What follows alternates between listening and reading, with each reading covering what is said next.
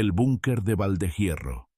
Si algo me pasa después de escribir esto, que sirva como advertencia para cualquiera que lea estas líneas.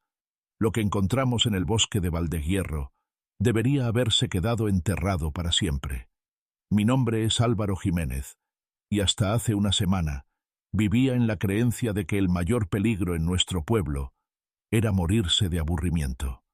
Valdehierro es uno de esos lugares perdidos en las montañas de Castilla-La Mancha, donde el tiempo parece haberse detenido en 1975. 300 habitantes en invierno, quizás 500 en verano cuando llegan los turistas de Madrid, buscando autenticidad rural y aire limpio. Para entender lo que pasó, primero tenéis que entender cómo es vivir aquí, cuando tienes 21 años, y todos tus sueños apuntan hacia cualquier sitio que no sea este agujero perdido entre montañas. 8 meses del año, Valdehierro es un cementerio. No hay cine, no hay discoteca, no hay ni siquiera un McDonald's. La diversión más emocionante es ver cómo don Tomás discute con su mujer sobre el precio del jamón en el único bar del pueblo. Pero cuando llega el verano, algo cambia. Es como si el pueblo despertara de un coma profundo. Los chavales que se fueron a estudiar regresan. Los que se quedaron atrapados como yo, recuperamos algo parecido a la esperanza. Y durante 3 meses gloriosos, Valdehierro se convierte en nuestro patio de recreo personal. Éramos 6 los que nos quedamos después de que nuestros amigos más listos escaparan a las universidades de Madrid, Barcelona o Valencia. 6 inadaptados unidos por la mala suerte y la falta de pasta para largarnos. Pero habíamos hecho un pacto. Si íbamos a estar condenados a pasar otro verano en este pueblo de mierda, al menos iba a ser el mejor verano de nuestras vidas. Los otros 5 eran Dani Morales, mi mejor amigo desde que tenemos memoria. 21 años, mecánico en el taller de su padre, obsesionado con las motos y con un talento natural para encontrar problemas. Era el tipo de tío que siempre sabía dónde estaban los mejores sitios para hacer botellón sin que nos pillara la Guardia Civil. Elena Vázquez, la chica más lista del instituto y la única que se había quedado por voluntad propia. Sus padres eran médicos y tenía plaza en medicina en la Complutense, pero había decidido tomarse un año sabático para encontrarse a sí misma. Pelo rojo, pecas y una sonrisa que hacía que me olvidara de lo aburrido que era este pueblo. Paula Ruiz, la rebelde oficial de nuestro grupo. 20 años, pelo negro corto, piercings por toda la cara y una actitud de que se joda todo que la hacía irresistible. Sus padres regentaban la panadería del pueblo, pero ella había decidido que su futuro estaba en la música punk, no en el pan de molde. Cristóbal Cristo Sánchez, el gigante bueno del grupo. 1,90 de altura, 120 kilos de músculo por el trabajo en el campo, pero con el corazón más grande de España. Era el tipo de persona que se preocupaba por si las hormigas sentían dolor cuando las pisaba. Jaime Fernández, el nervioso del grupo, flaco como un espárrago, con gafas de culo de vaso y una tendencia a entrar en pánico por cualquier cosa. Sus padres querían que estudiara contabilidad, pero él prefería leer novelas de terror y ver películas de zombies. Habíamos decidido que este iba a ser nuestro verano de libertad absoluta. Fiestas cada fin de semana en sitios diferentes para que no nos pillaran. El pueblo estaba rodeado de bosques, ruinas, casas abandonadas, sitios perfectos para montar juergas épicas sin molestar a nadie. Durante las primeras 8 semanas, nuestro plan funcionó a la perfección. Habíamos celebrado fiestas en la vieja cantera abandonada, en las ruinas del convento medieval de las afueras, en el cortijo quemado de la familia Herrera. Cada fin de semana era una nueva aventura, una nueva historia que contar. Pero entonces, Dani encontró el sendero. Era un jueves de mediados de julio, uno de esos días de calor sofocante que te hacen sudar solo por respirar. Llevaba toda la mañana en el garage de mi padre, intentando arreglar los frenos de mi Vespa, que había empezado a hacer unos ruidos raros. Tenía las manos hasta los codos de grasa y el mono de trabajo empapado de sudor cuando sonó mi móvil. «Álvaro, colega, ¿tienes planes para esta tarde?». Era la voz emocionada de Dani. Tenía pensado ducharme, cenar y ver algo en Netflix hasta quedarme frito. Respondí, limpiándome las manos con un trapo sucio. «¿Por qué? He encontrado algo jodidamente increíble en el bosque. Tienes que verlo. He llamado ya a los demás. Quedamos en 1 hora en la plaza». Honestamente, no tenía muchas ganas. Después de 8 semanas de fiestas consecutivas, estaba empezando a notar que mi hígado protestaba. Además, estaba intentando ahorrar dinero para largarme de Valdehierro en cuanto fuera posible, y las juergas de fin de semana me estaban dejando sin blanca. «No sé, tío. Estoy reventado y mañana tengo que madrugar». «Es solo para explorar, no para montar una fiesta», me cortó Dani. «Te lo juro por la tumba de mi abuelo. Solo quiero enseñaros lo que he encontrado. 1 hora, 2 como mucho». Ese «te lo juro por la tumba de mi abuelo» era el juramento más sagrado en el vocabulario de Dani. Solo lo usaba cuando algo era realmente importante. «Vale, joder. Pero que sea rápido». 1 hora después estaba en la plaza del pueblo, donde se alzaba la estatua de algún prócer local que nadie recordaba ya quién era. Los demás llegaron poco después. Elena con su Honda Civic rojo, Paula en su Yamaha negra, Cristo en el Seat de su padre, y Jaime caminando desde su casa con una mochila al hombro. «¿Qué es tan importante que no podía esperar al fin de semana?», preguntó Paula, quitándose el casco y sacudiendo su melena negra. Dani nos miró a todos con esa sonrisa que ponía cuando había descubierto algo que iba a cambiar nuestras vidas. «He encontrado el sitio perfecto para la fiesta definitiva», dijo. «Pero tenéis que verlo para creerlo. Seguidme». Subimos todos a los coches y seguimos a Dani por la carretera que salía del pueblo hacia el norte.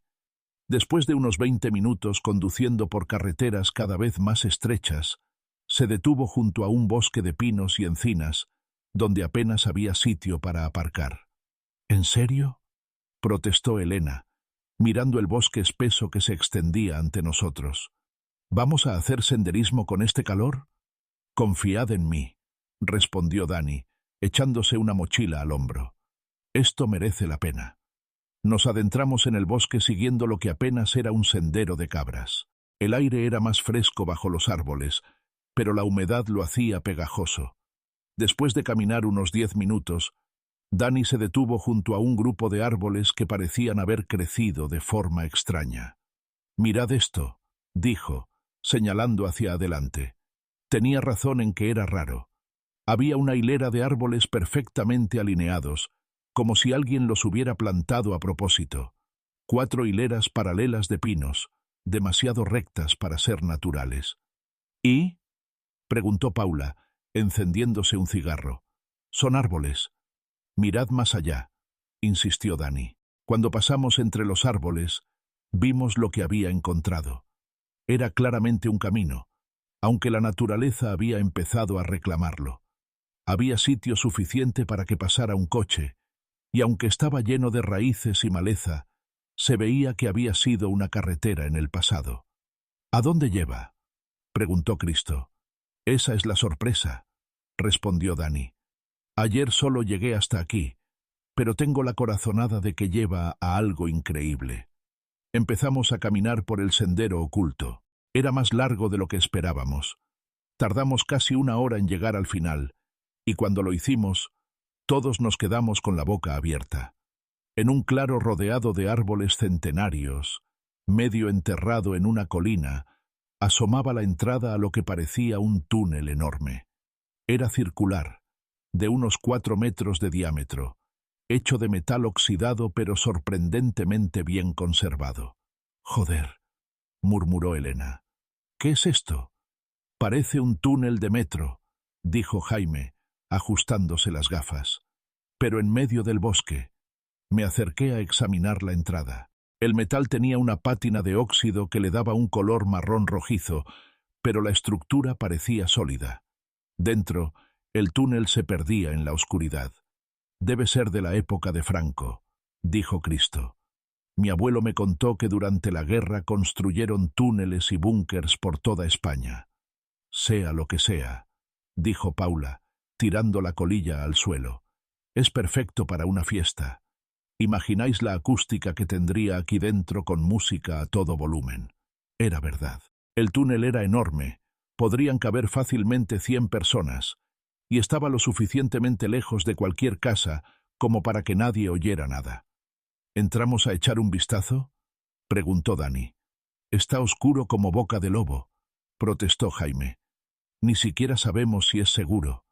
Por eso volvemos mañana con linternas, dijo Elena. Pero sí, definitivamente tenemos que explorarlo.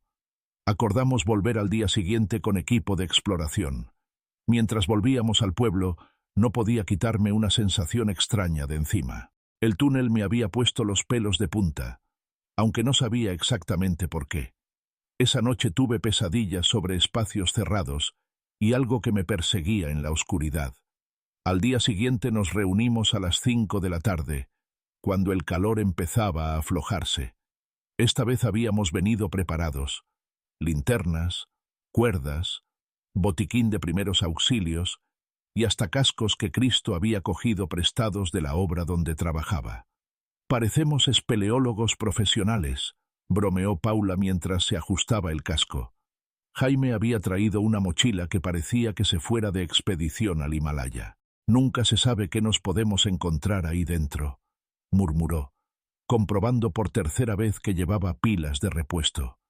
El camino hasta el túnel se nos hizo más corto esta vez, ahora que sabíamos dónde íbamos. Cuando llegamos al claro, el túnel parecía aún más imponente que el día anterior. La entrada era como la boca de algún monstruo metálico esperando a devorarnos. ¿Quién va primero?, preguntó Elena. Como había sido mi idea volver con equipo, me tocaba liderar. Encendí mi linterna LED y me adentré en el túnel, con los demás siguiéndome de cerca. El interior era impresionante. Las paredes eran de metal corrugado, y aunque había algo de óxido, la estructura parecía sólida. El suelo estaba sorprendentemente limpio, solo con algo de agua estancada aquí y allá. Esto es muchísimo más largo de lo que pensaba, dijo Cristo, después de que lleváramos caminando unos 5 minutos. Tenía razón. El túnel se extendía hacia adelante más de lo que nuestras linternas podían iluminar. Calculé que tendría al menos 500 metros de largo. Mirad esto, dijo Elena, iluminando algo en la pared. Había una placa metálica con símbolos y números que ninguno de nosotros pudo descifrar. Parecían códigos militares o algo así. Seguimos avanzando hasta que llegamos al fondo del túnel. Allí nos esperaba una sorpresa. Una pared metálica con otra placa llena de símbolos extraños. Y en el suelo, una trampilla circular con una rueda para abrirla. ¿Qué coño es eso?, murmuró Paula. Parece la entrada a un submarino, dijo Jaime, iluminando la trampilla con su linterna. Me agaché junto a la trampilla y examiné el mecanismo. La rueda estaba rígida por el óxido, pero parecía que se podía mover. ¿Pensáis que deberíamos abrirla?, pregunté. Joder, sí, respondió Dani inmediatamente. Esto va a ser la historia más guay que contemos en nuestra vida. Elena y Paula parecían menos convencidas, pero finalmente accedieron. Entre Cristo y yo conseguimos hacer girar la rueda. Se movía con dificultad, chirriando como si no la hubieran abierto en décadas. Cuando finalmente la trampilla se abrió, nos golpeó una bocanada de aire viciado que hizo que Paula se apartara tapándose la nariz. Joder, huele que te cagas, protestó. Será por estar cerrado tanto tiempo, dije, aunque el olor me recordaba a algo más siniestro que el aire estancado. Esperamos unos minutos a que se ventilara, y después Elena se asomó con su linterna. «Hay una escalera», anunció. «Baja bastante». «¿Vamos?», pregunté, aunque una parte de mí esperaba que dijeran que no. Todos asintieron, aunque Jaime parecía que se iba a poner enfermo. Bajé yo primero. La escalera era metálica y estaba firmemente sujeta a la pared. Bajé despacio, contando los peldaños. 1, 2, 5, 10. Cuando llegué al 20, Mis pies tocaron suelo sólido. ¿Todo bien?, gritó Elena desde arriba. Sí, ya estoy abajo, respondí, iluminando lo que me rodeaba. Estaba en un pasillo de paredes metálicas, mucho más moderno que el túnel de arriba. Había paneles de control en las paredes, y sorprendentemente, cuando toqué un interruptor, se encendieron algunas luces fluorescentes. Tíos, esto todavía tiene electricidad, grité hacia arriba. Uno a uno, mis amigos fueron bajando la escalera. Cuando estuvimos todos abajo, Elena cerró la trampilla desde dentro. Espera, dijo Jaime con voz nerviosa. ¿Cómo sabemos que podemos volver a abrirla desde aquí? Elena probó el mecanismo desde dentro. Para nuestro alivio, funcionaba perfectamente. Tranquilo, Jaime. No nos vamos a quedar atrapados, le dijo. Empezamos a explorar lo que claramente era algún tipo de instalación subterránea.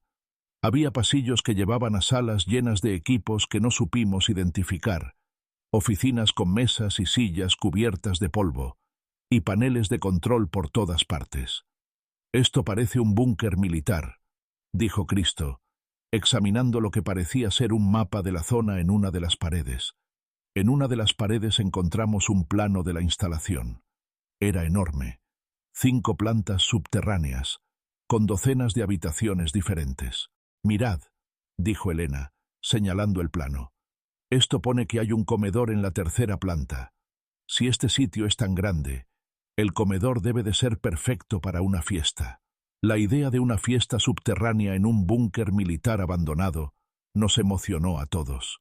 Sería única en la historia de Valdehierro. Decidimos explorar planta por planta. La primera y la segunda eran principalmente oficinas y salas de reuniones. Aburridas, pero en buenas condiciones. Podríamos usar algunas habitaciones como, digamos, espacios más íntimos durante las fiestas. Fue cuando llegamos a la 3ª planta, cuando todo cambió. Capítulo 4. Los horrores del búnker. La puerta de la 3ª planta se abrió con un chirrido metálico que nos puso los pelos de punta. Inmediatamente nos golpeó un olor nauseabundo, mucho peor que el aire viciado que habíamos percibido arriba. Joder, ¿qué es esa peste?, murmuró Paula, tapándose la nariz con la camiseta. Elena enfocó su linterna hacia el interior y se quedó paralizada. Álvaro, susurró con voz temblorosa, creo que deberías ver esto. Me acerqué y dirigí mi linterna hacia donde apuntaba la suya. Lo que vi hizo que se me helara la sangre en las venas. En el suelo, justo delante de la puerta, había 3 esqueletos humanos. No eran esqueletos de museo o de clase de anatomía. Eran reales, con jirones de ropa aún adheridos a los huesos, y estaban en posiciones que sugerían que habían muerto tratando de escapar de algo. Pero eso no era lo peor. Las paredes estaban cubiertas de manchas oscuras que no costaba mucho identificar como sangre seca. Había marcas de manos por todas partes, como si la gente hubiera tratado de agarrarse a las paredes mientras algo los arrastraba. «Vámonos de aquí», murmuró Jaime, retrocediendo hacia la escalera. «Vámonos ahora mismo». Paula ya había empezado a subir corriendo, y la oímos vomitar en algún punto del camino hacia arriba. Pero yo no podía moverme. Estaba fascinado y horrorizado a la vez por lo que veía. ¿Qué había pasado aquí? ¿Cuándo había pasado? ¿Por qué nadie en el pueblo sabía nada de esto? «Álvaro, vámonos», insistió Elena, tirándome del brazo. «Espera», dije, adentrándome en el pasillo a pesar del olor y de las protestas de mis amigos. «Tengo que ver qué más hay». Elena me siguió, aunque era evidente que no quería hacerlo. Cristo y Dani se quedaron en la entrada, iluminando el pasillo para nosotros. Jaime había desaparecido. Probablemente había subido a encontrarse con Paula. El pasillo estaba lleno de esqueletos. No 3 o 4, sino docenas. Hombres, mujeres, algunos que por el tamaño parecían niños. Todos en posiciones que sugerían pánico, terror, una muerte violenta. «¿Qué coño pasó aquí?», susurré. Llegamos al final del pasillo y encontramos el comedor. Era una sala enorme con mesas y sillas volcadas por todas partes. Más esqueletos, más manchas de sangre, más signos de pánico y violencia. En una de las mesas encontré algo que hizo que se me encogiera el estómago. Era una bata de laboratorio con una identificación aún visible. Doctor Antonio Vázquez, hematólogo. Elena, dije, enseñándole la identificación. ¿Vázquez no es tu apellido? Elena se acercó y se quedó pálida al ver la tarjeta. Es el apellido de mi madre. Pero no puede ser. Mi familia nunca... No terminó la frase, pero yo sabía lo que estaba pensando. ¿Era posible que hubiera una conexión familiar con este lugar? Un ruido desde arriba nos hizo levantar la vista. Pasos rápidos y voces nerviosas. «¡Álvaro! ¡Elena!», gritaba Dani. «Tenéis que subir aquí ahora». Corrimos de vuelta hacia la escalera, donde encontramos a Cristo con cara de pánico total. «¿Qué pasa?», pregunté. «Paula y Jaime han subido a intentar abrir la trampilla», explicó Cristo rápidamente. «Dicen que tienen que salir de aquí ya, pero nosotros tenemos que bajar». «¿Bajar? ¿Estás loco?». «En el plano pone que hay una salida de emergencia en la 5ª planta», dijo Dani, enseñándome el diagrama que había arrancado de la pared. «Si nos vamos por donde hemos venido, tendremos que pasar por todas esas cosas otra vez». Tenía lógica. Además, yo tenía una curiosidad mórbida por descubrir qué más había en este lugar maldito. «Vale», dije, «pero nos mantenemos juntos, y si la cosa se pone fea, salimos corriendo». Elena asintió, aunque era evidente que habría preferido largarse por donde habíamos venido. Bajamos a la 4ª planta, que resultó ser más de lo mismo. Pasillos llenos de esqueletos y signos de violencia. Pero fue en la 5ª planta donde encontramos algo que cambió nuestra comprensión de lo que había pasado aquí. La 5ª planta era diferente. Estaba sumida en una oscuridad total, y cuando probé los interruptores, no pasó nada. «Se ve que no llegué a encender toda la instalación», murmuré, sacando mi linterna. Elena se agarró de mi brazo mientras avanzábamos por el pasillo en penumbra.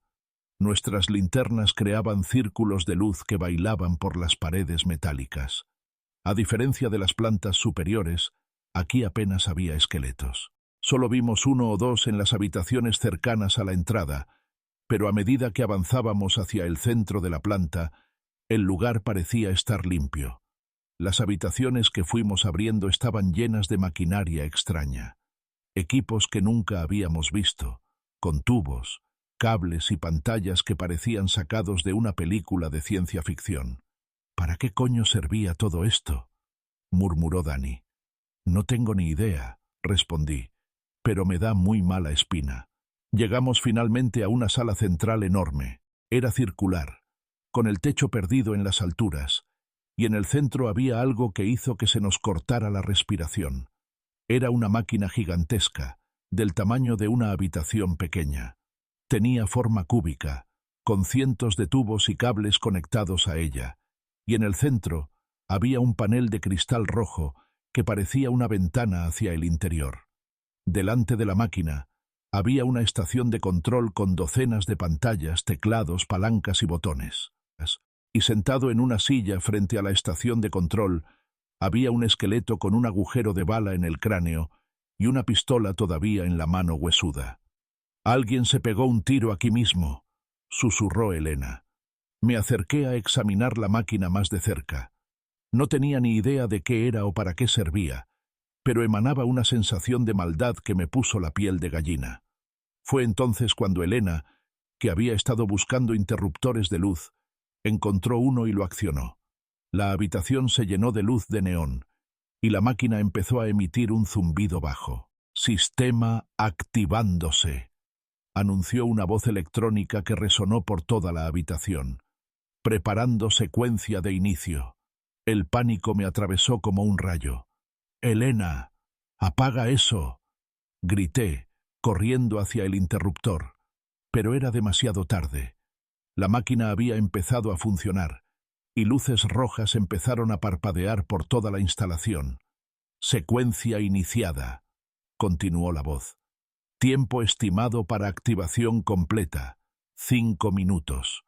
Una alarma empezó a sonar por todo el búnker, un sonido estridente que nos perforó los tímpanos. «Tenemos que largarnos de aquí ahora mismo», gritó Cristo por encima del ruido. Empezamos a correr hacia las escaleras, pero cuando llegamos a la 4ª planta nos encontramos con Dani, que venía corriendo hacia nosotros con cara de terror absoluto. «¡Hay algo más aquí!», gritó. «¡Algo que no es humano!». «¿De qué coño hablas?», le grité de vuelta. Después de que se encendiera la alarma, vi algo moviéndose en una de las habitaciones. Tenía cara blanca y dientes como cuchillos. No esperé a oír más. Agarré a Elena de la mano y corrimos hacia las escaleras. Subimos los 5 pisos como si nos fuera la vida en ello, que probablemente era el caso. Cuando llegamos a la planta baja, encontramos a Paula y Jaime esperándonos junto a la trampilla abierta. «¡Por fin!», gritó Paula. «Venga, subid ya». 1 a 1. Trepamos por la escalera hacia el túnel. Jaime fue el último, y cerró la trampilla tras de sí. Pero incluso desde el túnel, podíamos oír la alarma sonando bajo nuestros pies, amortiguada por el metal pero claramente audible. «Tenemos que salir de aquí», dije. «Si esa cosa, sea lo que sea, sale de ahí abajo». No terminé la frase. No hacía falta. Corrimos por el túnel como poseídos, tropezando en la oscuridad, nuestras linternas creando sombras danzantes en las paredes metálicas. Cuando salimos al bosque, el aire fresco de la tarde nos supo a gloria. Pero no nos detuvimos hasta llegar a los coches. Esa noche ninguno de nosotros pudo dormir. Habíamos quedado en no hablar de lo que habíamos visto hasta reunirnos al día siguiente. Pero yo me pasé toda la noche dando vueltas en la cama, reviviendo las imágenes de esos esqueletos, esa máquina diabólica, y lo que fuera que Dani había visto en las sombras. Al día siguiente nos juntamos en el bar de Don Tomás. Era temprano, así que estábamos solos. Pedimos café y nos sentamos en la mesa del fondo, lejos de oídos indiscretos. «Muy bien», dije, mirando las caras demacradas de mis amigos. «Tenemos que decidir qué vamos a hacer». «¿Hacer?», preguntó Paula, encendiendo su 3er cigarro de la mañana. «Lo que vamos a hacer es olvidarnos de que ese sitio existe y no volver jamás». «No podemos hacer eso», protesté. «Hay decenas de esqueletos ahí abajo, familias enteras que desaparecieron. Tenemos que decírselo a alguien». «¿A quién?», preguntó Jaime. «¿A la Guardia Civil? ¿Y les decimos qué? ¿Que hemos encontrado un búnker militar lleno de muertos y que hemos puesto en marcha una máquina diabólica?»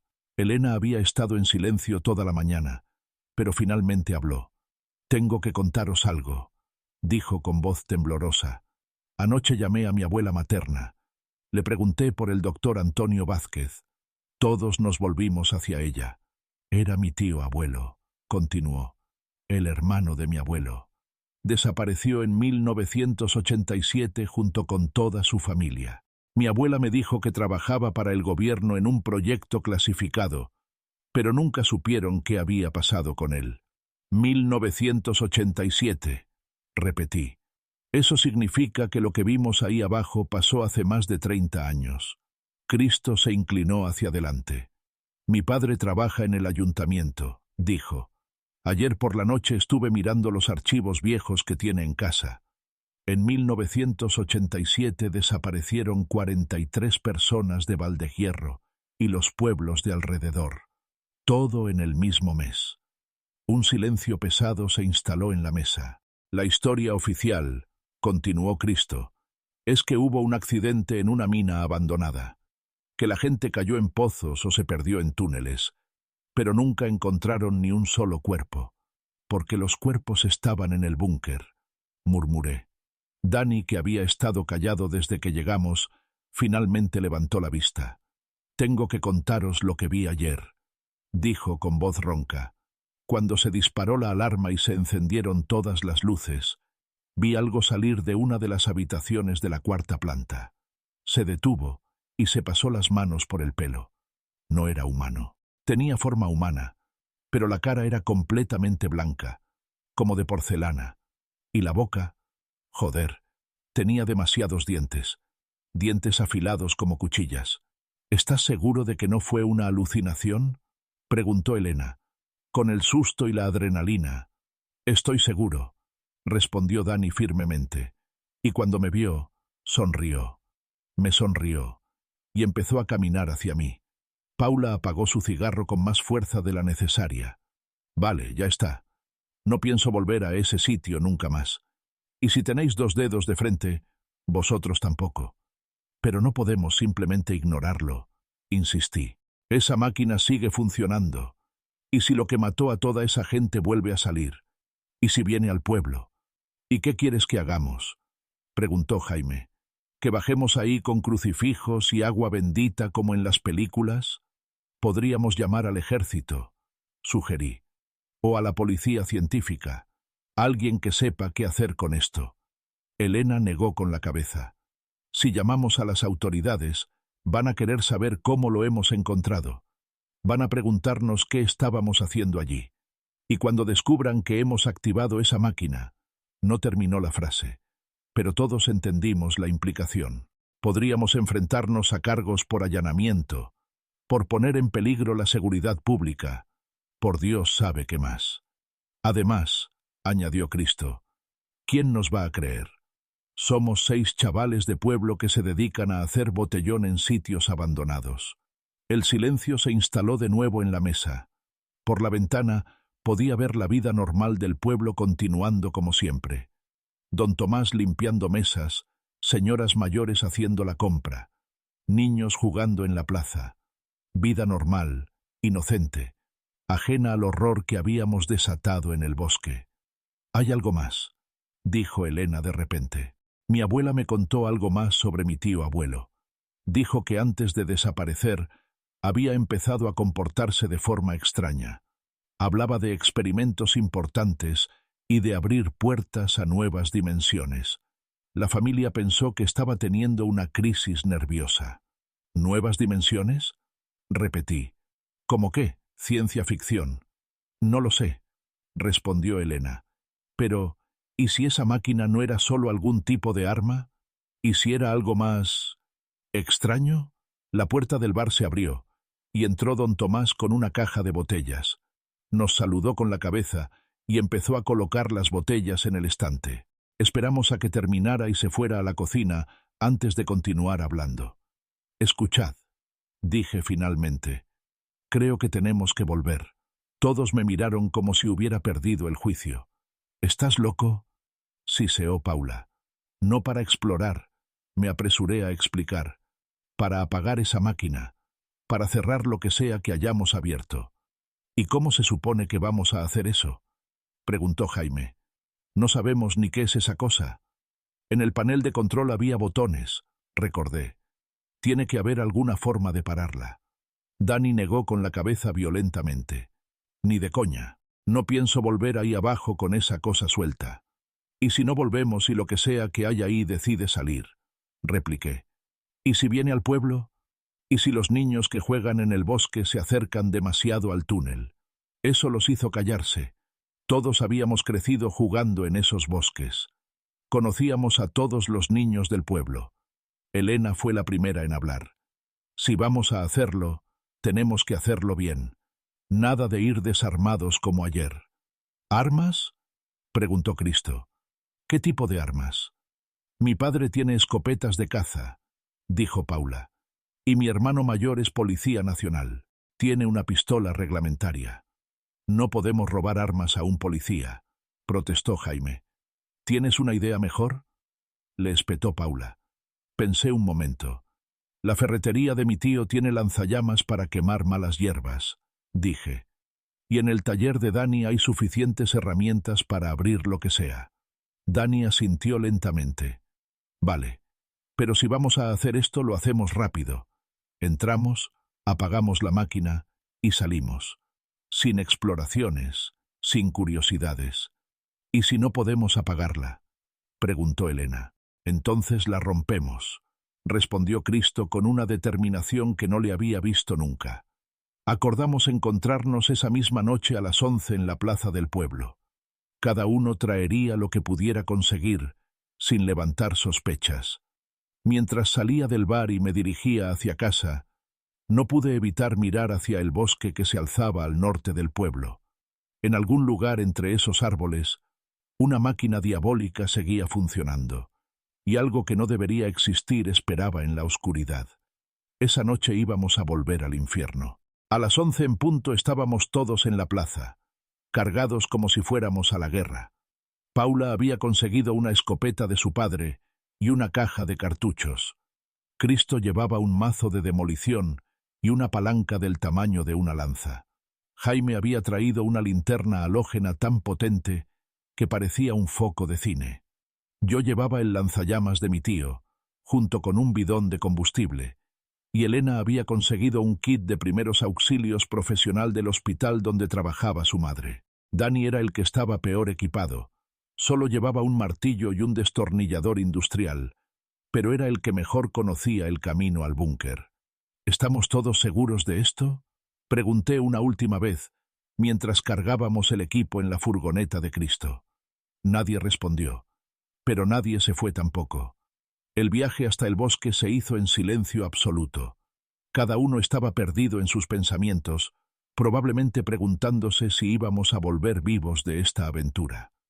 Cuando llegamos al claro donde estaba la entrada del túnel, la primera cosa que notamos fue el sonido. Un zumbido bajo, casi subsónico, que parecía venir desde las profundidades de la tierra. «La máquina sigue funcionando», murmuró Elena. «Y cada vez más fuerte», añadió Dani. Nos adentramos en el túnel con las armas preparadas. El zumbido se hacía más intenso a medida que avanzábamos, y cuando llegamos a la trampilla, era tan fuerte que podíamos sentirlo vibrar en nuestros huesos. «¿Creéis que sigue ahí abajo esa cosa?», susurró Jaime.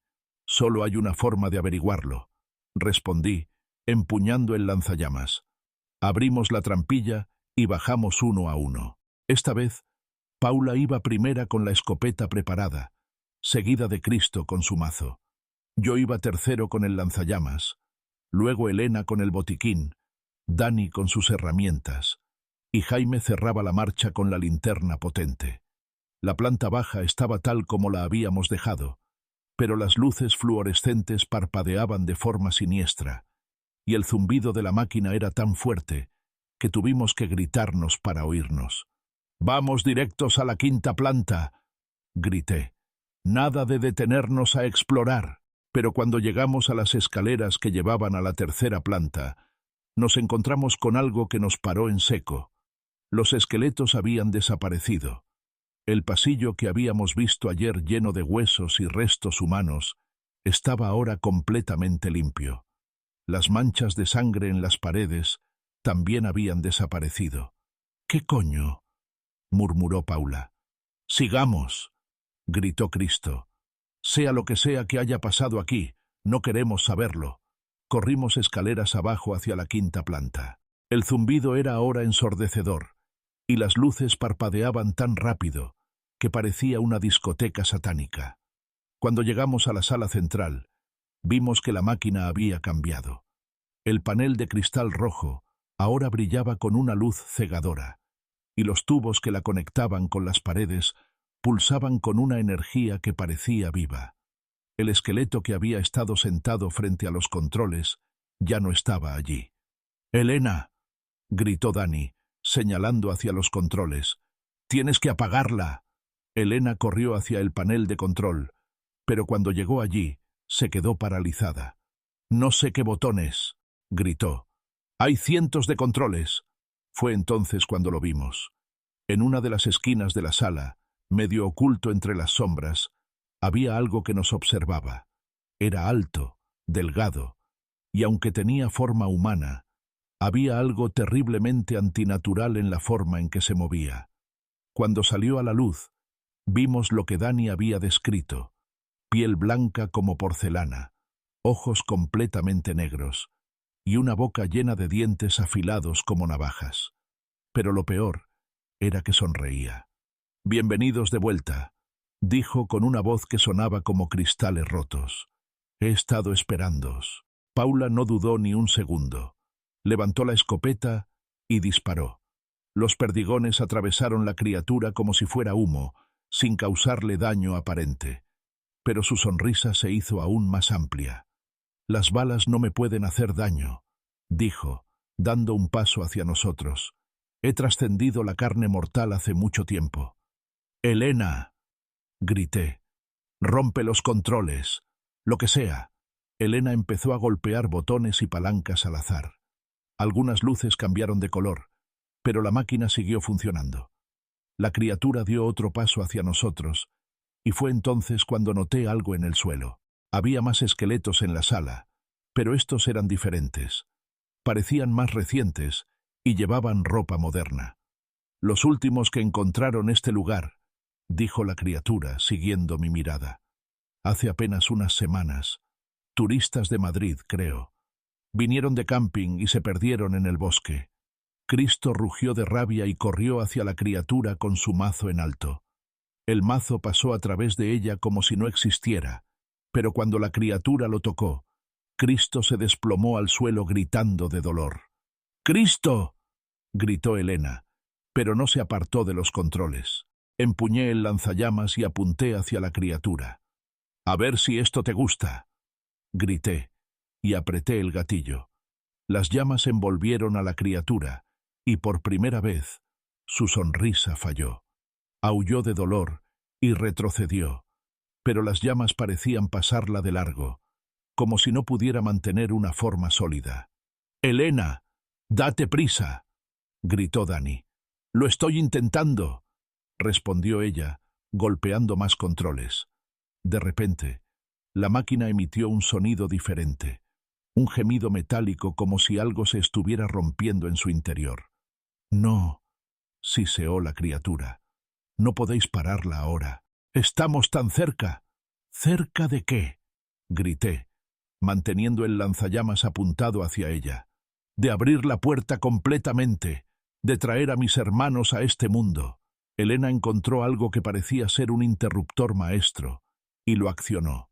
Inmediatamente, todas las luces de la sala se apagaron, y el zumbido de la máquina empezó a decrecer. «¡No!», aulló la criatura, y su forma empezó a volverse translúcida. «¡Ha funcionado!», gritó Elena. «La máquina se está apagando». Pero nuestra celebración duró poco. Del pasillo empezaron a llegar sonidos, pasos, arañazos en las paredes metálicas, y algo que sonaba como voces, susurrando en idiomas que no reconocí. «No están todos muertos», murmuró la criatura con su voz cada vez más débil. «Los que murieron aquí, algunos se quedaron». «Tenemos que salir de aquí ya», gritó Paula, ayudando a Cristo a levantarse.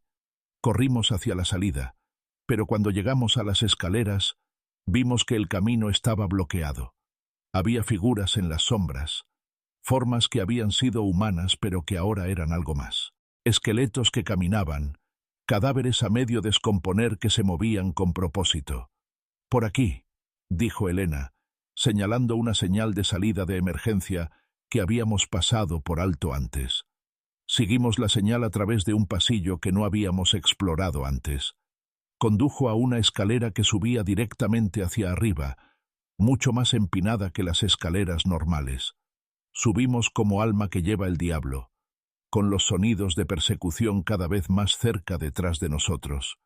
La escalera parecía interminable, pero finalmente llegamos a una trampilla en el techo. Dani la abrió de una patada, y salimos a un claro en el bosque que no reconocimos. Estábamos a varios kilómetros del túnel original, en una parte del bosque donde nunca habíamos estado. Pero no importaba. Estábamos fuera. Estábamos vivos. Y según los sonidos que venían de abajo, la máquina se había apagado completamente. «¿Está todo el mundo bien?», pregunté, haciendo recuento. Cristo tenía una marca extraña en el brazo donde la criatura lo había tocado, como una quemadura de hielo. Pero aparte de eso, todos estábamos enteros. Cerramos la trampilla de emergencia y la cubrimos con hojas y ramas. Luego nos alejamos del lugar lo más rápido posible. Han pasado 2 semanas desde nuestra segunda visita al búnker, y las cosas en Valdehierro han estado extrañas. Primero, 3 días después de nuestra aventura, un equipo de ingenieros del gobierno apareció en el pueblo sin avisar.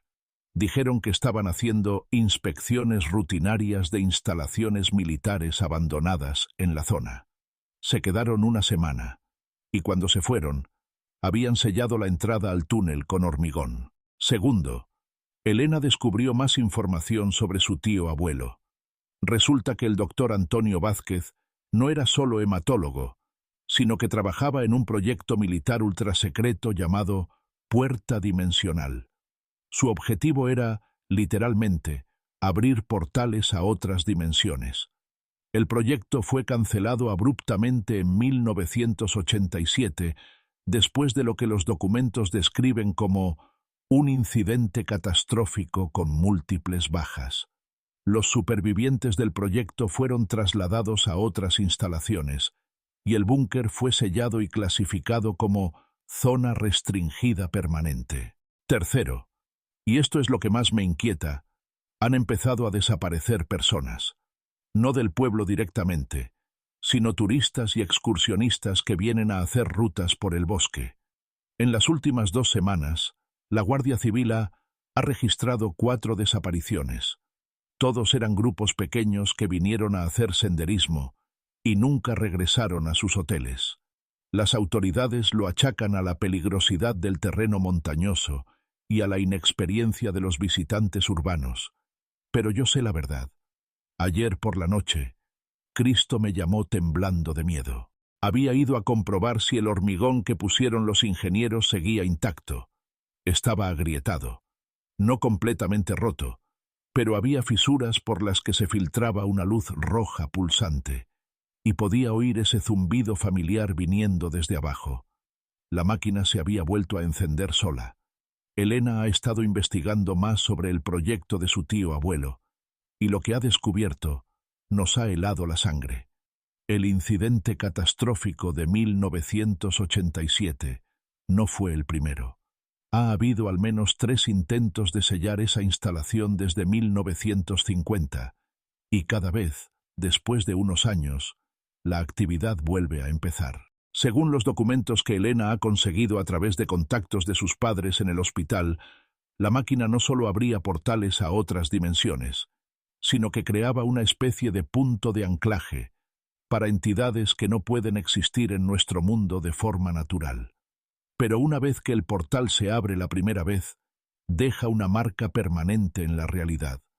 Aunque lo cierres, la herida nunca cicatriza del todo, y esas criaturas siguen intentando volver. Paula ha decidido irse del pueblo. Se va mañana a Madrid con su hermano policía, y dice que no piensa volver nunca. Jaime también se ha largado. Sus padres lo han enviado a casa de unos tíos en Valencia después de que empezara a tener pesadillas todas las noches. Pero el resto de nosotros no podemos irnos. No podemos dejar que esa cosa siga cobrándose víctimas inocentes. Elena cree que tiene la solución. Ha encontrado referencias a un protocolo de sellado permanente que requiere sacrificar la instalación completa. Básicamente, colapsar todo el búnker con explosivos militares para enterrar la máquina tan profundo que nunca pueda volver a activarse. El problema es que necesitaríamos ayuda oficial y nadie nos va a creer. Somos 6 chavales de pueblo que afirman haber descubierto un portal dimensional. Pero esta mañana ha pasado algo que lo cambia todo. Elena ha recibido una llamada de su madre. Un hombre del Ministerio de Defensa ha aparecido en el hospital preguntando por ella específicamente, queriendo saber si había estado en contacto con documentación clasificada relacionada con su tío abuelo. Nos han estado vigilando. Puede que después de todo, alguien del gobierno sepa exactamente lo que está pasando aquí. Y si es así, puede que tengamos una oportunidad de parar esto de verdad, para siempre. Mañana vamos a reunirnos con ese hombre del ministerio. Elena le ha dicho que sí, que tenemos información sobre el proyecto Puerta Dimensional y que sabemos dónde está la instalación. Espero que estemos haciendo lo correcto. Si algo nos pasa, si desaparecemos como esos turistas, al menos estas páginas quedarán como prueba de lo que realmente está pasando en Valdeguierro. A cualquiera que lea esto, Manteneos alejados del bosque norte del pueblo. No importa lo que os digan las autoridades sobre accidentes de montaña o turistas despistados. La verdad es mucho más horrible, y está esperando bajo tierra, con paciencia infinita.